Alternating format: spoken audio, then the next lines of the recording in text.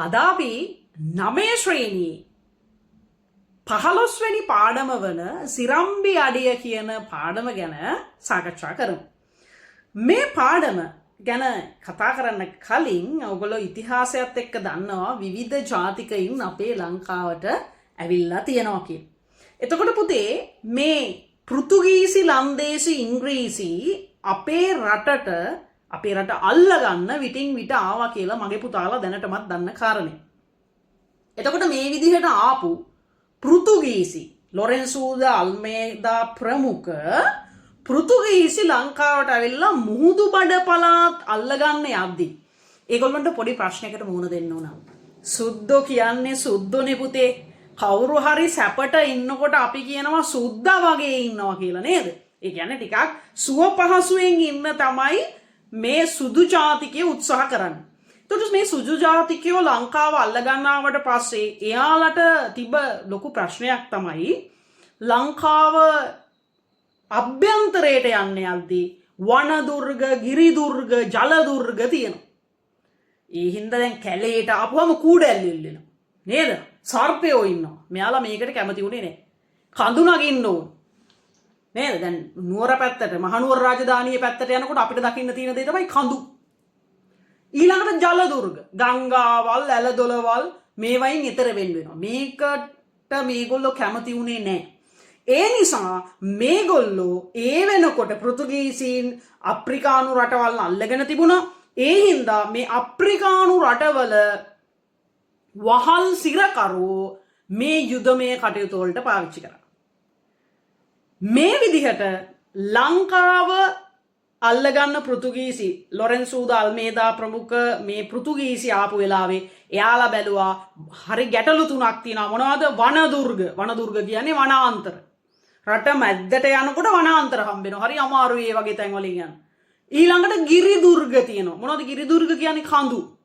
ඊළඟට ජල දුර්ග වතුර වලින් යන්න තියෙනවා. එහෙනම් මේකට හොඳම කට්ටිය තමයි අර දකුණු අප්‍රිකාවේ පැත්තේ අර කළු ජාතික මිනිස්සු. ඔයගොල්ලෝ දන්නවා බලන්න ලෝකයේ වැඩිම වතාවක් මීටර 100 200 වගේ ධාවන ඉසව් ජයග්‍රහණය කරලා තියෙන්නේ ඔය දකුණු අප්‍රිකාව ආශ්‍රිත රටවල ක්‍රීඩකයෝ.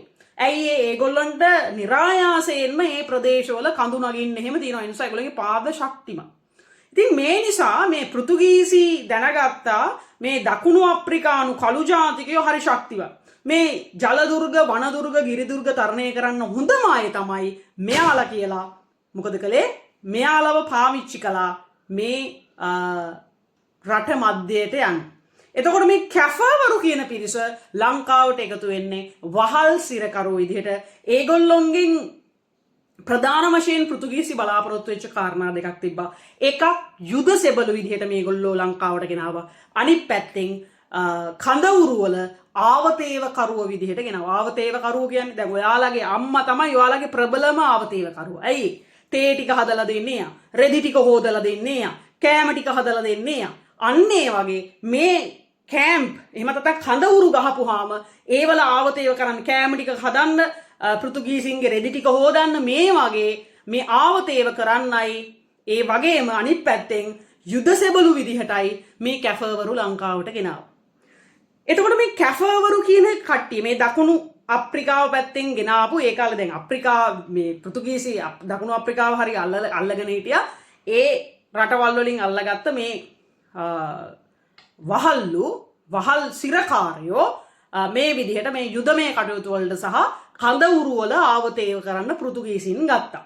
මේගොල්ලෝ ඉස්සෙල්ලාම ජනාවාස පිහිටුව ගන්න පුතේ මේ කොම්පඤ්ඤ වීදිය පැත්තේ. අහලා තියෙනව නේද? ස්ටේෂන් එකක් එහෙම තියෙනවා කොම්පඤ්ඤ වීදිය කියලා. එතකොට මේගොල්ලෝ ඉස්සෙල්ලාම මූලික ජනාවාස පිහිටුව ගන්නේ ලංකාවේ කොම්පඤ්ඤ වීදියේ. පස්සේ කාලෙක දැන් වර්තමානයේ වෙනකොට මේ කැෆේවරු, සිලෝන් කැෆේවරු කියන ලංකාවේ කැෆේවරු ඉන්නේ මේ ඔගොල්ලෝ දන්න පුත්තලම් පළාතේ, පුත්තලම් දිස්ත්‍රික්කයේ කිලෝමීටර් 3ක් විතර ගියාම සිරම්බි අඩිය කියලා ප්‍රදේශයක් තියෙනවා. අන්න ඒ පළාතේ තමයි මේ ඒ ප්‍රදේශයේ තමයි මේගොල්ලෝ වැඩියෙන්ම අඳුරගන්න පුළුවන්. එතකොට මේ පුත්තලම කියන ප්‍රදේශයේ තව කිලෝමීටර් 3ක් විතර ගියාම සිරම්බැඩි කියන හරිය තමයි මෙයාලා දැන් ස්ථානගත වෙලා ඉන්නේ. අතීතයේ කොම්පඤ්ඤ වීදියේ තමයි මේගොල්ලන්ගේ මූලික ජනාවාස ටික සකස් වුනේ. එතකොට දැන් මේ පෘතුගීසීන්ගෙන් පස්සේ ඉංග්‍රීසිත් ලංකාවට ආවනේ. එතකොට ඉංග්‍රීසි මෙයාලව පාවිච්චි කරේ වෙන විදිහකට. කියන්නේ පෘතුගීසි මේගොල්ලොන්ව පාවිච්චි කළේ මොනවටද? මේ යුද සෙබළු විදිහට පාවිච්චි කරා, ආය කඳවුරු වල ආවතේවකරු විදිහට පාවිච්චි කළා. හැබැයි පෘතුගීසි මේගොල්ලෝ වෙනත් වෘත්තීන් 3ක යෙදෙව්වා. මොනවද දන්නවද? එකක් තමයි මේ තැපැල් සේවය. ඉස්සර දැන් වගේ තැපැල් සේවයට වාහන බයිසිකල් තිබ්බේ නෑනේ. කවුරු හරි මේ තැපැල් මල් අරන් හයියෙන් දුවනවා. ඉක්මනට පණිවිඩය ගෙනියන්න එපා. නේද?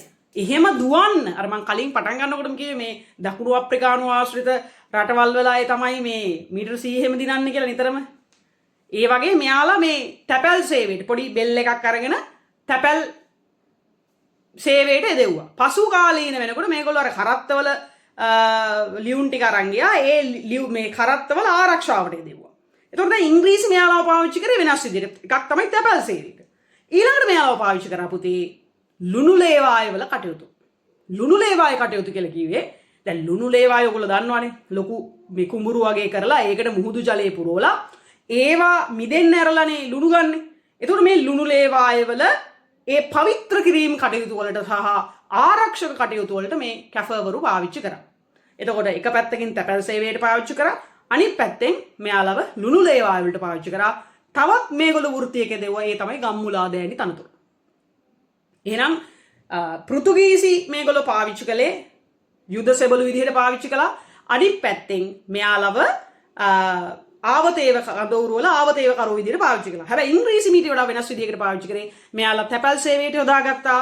අනිත් පැත්තෙන් මේගොල්ලොන් ගම්මුලාදෑනි තනතුරු වලට දෙවුවා. අනිත් පැත්තෙන් මේගොල්ලොන් ලුණු ලේවාය සේවයට දෙවුවා. ඒතර ලුණු ලේවාය සේවාවන් ආකාර දෙකයි. එකක් පිරිසුදු කරන්න, අනිත් පැත්තෙන් ආරක්ෂාවට. ඉතින් මෙහෙම මේ කැෆවරු කටයුතු කරාට පස්සේ කාලෙක දැන් මේගොල්ලෝ මේ ලංකාවේ ප්‍රධාන ජන සමාජයත් එක්ක එකතු වෙලා ජීවත් වෙන්න ගත්තා. එතකොට මේගොල්ලොන්ගේ හරි අපූර්ව ගීත වගේක් තියෙනවා කාපිරිමාඤ්ඤ කියලා. කාපිරිමාඤ්ඤ. ඔයගොල්ලන්ගේ පොතෙත් එහෙම ගීයක් තියෙනවා. මේ ගීය ගායනා කිරීම සම්බන්ධයෙන් තියෙන හරි අපූර්ව සිදුවීම් ටිකක්. ඒ කියන්නේ මේ ගීය ගායනා කරනකොට පුතේ පාවිච්චි වෙන වාදන භාණ්ඩ පහක් තියෙනවා. පාවිච්චි වෙන වාදන භාණ්ඩ පහක් තියෙනවා. එකක් තමයි ඩොල්කිය. ඩොල්කිය දැකලා දිනවනේ. එක පැත්තක් ලොකුයි, එක පැත්තක් පුංචි බෙරේ වගේ. හැබැයි එක පැත්තක් ලොකුයි, එක පැත්තක් පුංචි තියෙන එකට තමයි ඩොල්කිය කියන්නේ. ඩොල්කිය ගහනවා. ඊළඟට රබාන. මෙහෙම ගහන්නේ. පාන තියා බුදු සාදුට හිමිදිරියේකේ රබාන කියන බිම තියලා ගහන රබාන. මේ පැත්තට ගහන රබාන. ඊළඟට පුතේ මේගොල්ලෝ පොල් කටු දෙකක් එකට ගැට්ටනේ කරනවා. ඊළඟට හැඳි දෙකක් ගහනවා. ඊළඟට බෝතලයක් තියාගෙන ඒක හාසියකින් තට්ටු කරනවා. දැන් මේ කාපිරිමාඤ්ඤ ගායනා කරනකොට පාවිච්චි වෙන වාදන භාණ්ඩ පහයි. මොනවද පහ පුතේ? එකක් රබාන පාවිච්චි කරනවා. අනිත් එක ඩොල්කිය පාවිච්චි කරනවා. ඊළඟට පොල් කටු දෙකක් පාවිච්චි කරන එකට ගහනවා මේක. ආය හැඳි දෙකක් මෙහෙම තට්ටු කරනවා. ආය වීදුරු බෝතලයක් අරන් ඒකට කාසියකින් ගහනවා. මෙන්න මේ වාදන භාණ්ඩ පහ පාවිච්චි කළා මේගොල්ලෝ මේ කාපිරිමාඤ්ඤ ගායනා කරනවා. ගායනා කරනකොට සුවිශේෂී ලක්ෂණ තුනක් තියෙනවා. මොනවද? එකක් අප්පුඩි ගහනවා. අප්පුඩි ගහන ගමන් කකුල පොළවේ තාලයට පොළොවට ගහනවා. ඒ ගමන් වල්වර සම් දෙනවා. ඒතර මේ කාපිරිමාඤ්ඤ ගායනා කරනකොට විශේෂ සිද්ධි තුනක් තියෙනවා. එකක් අප්පුඩි ගහනවා. පොළොවට මේ එක රිද්ම් එකකට තාලයකට මේගොල්ලෝ කකුල පොළවේ ගහනවා. ඒ වගේම පුතේ මේගොල්ලෝ ඔළුවර සම් දෙනවා. මේක තමයි මේ කාපිරිමාඤ්ඤ වල ස්වරූපය.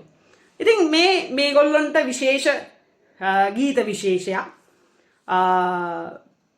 ඔයගොල්ලන්ට කාපිරිමාඤ්ඤයක් මේ ගීතයක් ඇතුළත් කරලා තිනවා පාඩමට. ඒක කියන්නේ ඒකේ අදහස වෙන්නේ මේ අරාබි කාන්තාව හරි ලස්සනයි. ඇයි ඒ ඕගොල්ලෝ මූණ ආවරණය කරගෙන ඉන්නේ? ඇයි මූණ මේ පෙන්වන්නේ නැත්තේ කියන කාරණේ. එතකොට පුතේ ඒ වගේම හරිම වැදගත් තවත් කරුණක් තියෙනවා මේ කැෆවරු ගැන මේගොල්ලන්ගේ අවාහ විවාහ කටයුතු. මේගොල්ලෝ අවාහ විවාහ කටයුතු ගත්තොත් ඉස්සර මේගොල්ලෝ දවස් 7ක් විවාහ කටයුතු සිද්ධ කරා. අපි කියන්නේ හද්ද මගුල් ගන්නවා කියලා. හැබැයි දැන් ආර්ථික දුෂ්කරතා හින්දා මේගොල්ලෝ දවස් 3ක් තමයි මේ විවාහ කටයුතු කරන්නේ. මේ විවාහ කටයුතු සිද්ධ කරද්දිත් හරි අපූර්ව චාරිත්‍ර වගේක් තියෙනවා. පළවෙනි චාරිත්‍රය තමයි මේ කාන්තාවට ඊට සති දෙකකට කලින් පල්ලියට ගෙනල්ලා විවාහ ජීවිතය ගැන උපදෙස් දෙනවා. ඒ වගේම විවාහ දවසට කලින් දවසේ ඉඳලා විවාහ උත්සවයේ තියෙන දවස වෙනකන් ඒ කියන්නේ විවාහ උත්සවයේ තියෙන පාන්දර ජාමයේ වෙනකන් මෙයාට ආශිර්වාද ගී ගායනා කරනවා ගෑනු ළමයි. එතකොට මේ විවාහය තියෙන දවසේ මනමාලිය අඳින්නේ කැන් කියලා බොස්තරොක්ක ගවුම. පිරිමි ළමයා නම් යුරෝපීය ක්‍රමයට කෝට් එක අඳිනවා. එතකොට මේ වෙඩින් එක මේ විවාහ උත්සවය තිබ්බට පස්සේ එදා දවසේ නවතින්නේ ගෑනු ළමයාගේ ගෙදර. ඊට පස්සේ තව දවස් දෙකක් එහෙ ඉඳලා ඊට පස්සේ පිරිමි ළමයාගේ ගෙදරට යනවා. ඊළඟට තවත් දවස් දෙකක් උත්සව කරලා තමයි මේ විවාහ කටයුතු අවසන් වෙන්නේ. එතකොට තව හරි අපූර්ව දෙයක් තියෙනවා මේ කැෆේවරුන්ගේ. එයාලා කවදාවත් කේන්දර විශ්වාස කළේ නැහැ. ඒගොල්ලෝ ඔක්කොම බාරහාර වුණේ පල්ලියට. ඉතින් මේගොල්ලන්ගේ තව දෙයක් තියෙනවා. ඒගොල්ලෝ විශ්වාස කරනවා ඒගොල්ලන්ට සරම්ප සහ මේ කම්මුල් ගාය කියන ලෙඩ හැදෙන්නේ නැහැ කියලා. ඒ වගේම ඒගොල්ලෝ ගොඩාක් පිටිකිරි ප්‍රතික්ෂේප කරනවා. ඒගොල්ලෝ පළවෙනි අවුරුදු 4ෙම ළමයින්ට දෙන්නේ මව්කිරි. ඉතින් මෙන්න මේ වගේ හරි අපූර්ව ජන විශේෂාංග රසක් තියෙන පිරිසක් විදිහට අපට සිලෝන් කැෆවරු හඳුන්වලා දෙන්න පුළුවන්. මේක සාවධානව ඇහුවනම් හරි ලේසියෙන් මගේ පුතාලගේ ඔළුවට මේ සිරම්බි අඩිය කියන පාඩම මතකේ රඳවා ගන්න පුළුවන්.